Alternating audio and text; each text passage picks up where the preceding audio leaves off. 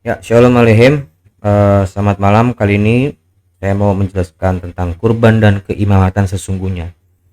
Langsung langsung aja kita langsung ke ayatnya biar cepat. Ini kaitannya dengan kata-kata yang ada di Mazmur 110 ayat 4.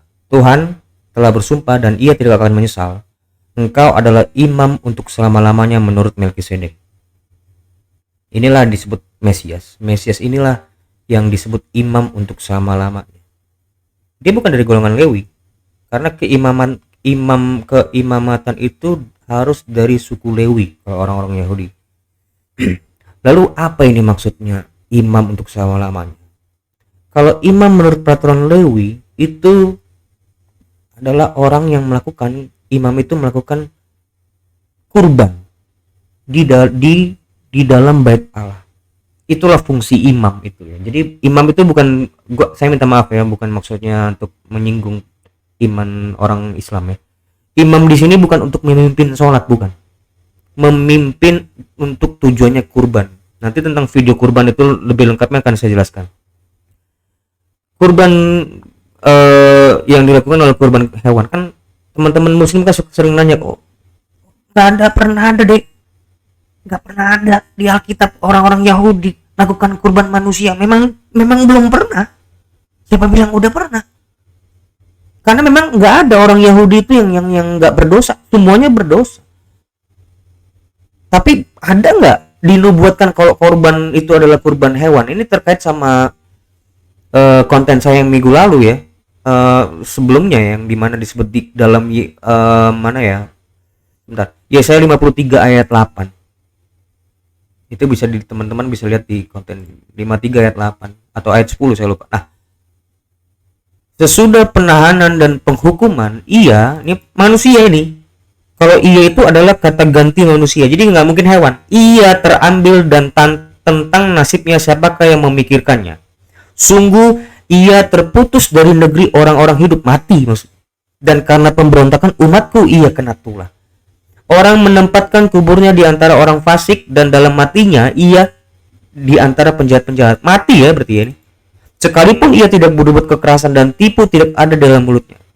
Tetapi Tuhan berkehendak meremukkan dia dengan kesakitan apabila ia menyerahkan dirinya sebagai kurban penebus salah. Ini nubuatan tentang dimana kurban sesungguhnya itu yang sebenarnya manusia.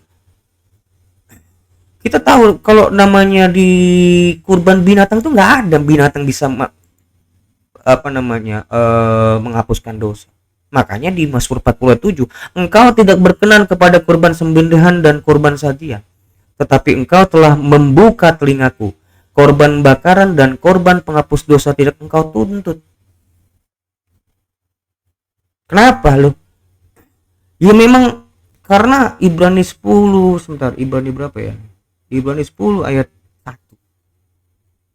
Di sini dijelaskan, di dalam hukum Taurat hanya terdapat bayangan saja dari keselamatan yang akan datang dan bukan hakikat dari keselamatan itu sendiri. Karena itu, dengan kurban yang sama yang setiap tahun terus-menerus dipersembahkan, hukum Taurat tidak mungkin menyempurnakan mereka yang datang mengambil bagian di dalamnya. Sebab jika hal itu mungkin, pasti orang tidak mempersembahkan kurban lagi, sebab mereka yang melakukan ibadah itu tidak sadar lagi akan dosa setelah disucikan sekali untuk selama-lamanya. Tetapi justru untuk korban itu, korban hewan, setiap tahun orang diperingatkan akan dosa. Sebab tidak mungkin darah lembu jantan dan darah domba jantan menghapus dosa, nggak mungkin. Itu sifatnya sementara, bayangan. Nah, kali ini karena itu ketika ia masuk, yaitu adalah anak Daud itu yang ada di Mazmur 110 ayat 1 sampai dengan 4 tadi yang kita baca di sini. Ini Tuhan telah bersumpah ia tidak akan menyesal, engkau adalah imam untuk selama-lamanya. Kita balik lagi ke situ. Kurban dan persembahan tidak engkau kendaki, tetapi engkau telah menyediakan tubuh bagiku. Kepada korban bakaran dan korban penghapus dosa engkau tidak berkenan. Yang berdosa manusia masa bunuh hewan sih. Enggak, itu sifatnya untuk sementara, dan yang menggenapi itu adalah Yesus itu sendiri di mati di kayu salib itu. Makanya Yesus ngomong di Matius 26 ayat 63, dan ketika mereka sedang makan, Yesus mengambil roti, mengucapkan berkat, memecah-mecahkannya lalu memberikannya kepada murid-muridnya dan berkata, ambillah, Makanlah, inilah tubuhku. Sesudah itu ia mengambil cawan, mengucapkan syukur, lalu memberikannya kepada mereka dan berkata, minumlah kamu semua dari cawan ini, sebab inilah darahku, darah perjanjian yang ditumpahkan bagi banyak orang untuk pengampunan dosa. Ini bukannya nggak ada nubuatannya, ini ada nubuatannya. Ada di mana? Di Yeremia 31 ayat 31 sampai 34. Kita lihat. Yeremia 31 ayat 31 sampai 34.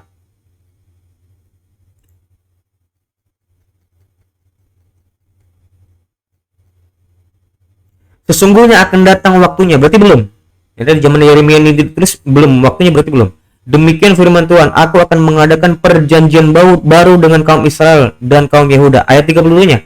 Bukan seperti perjanjian yang telah kuadakan dengan nenek moyang mereka pada waktu aku memegang tangan mereka untuk membawa mereka keluar dari tanah Mesir. Perjanjianku itu telah mereka ingkarin. Ini Taurat maksudnya. Meskipun aku menjadi Tuhan yang berkuasa atas mereka, demikian firman Tuhan.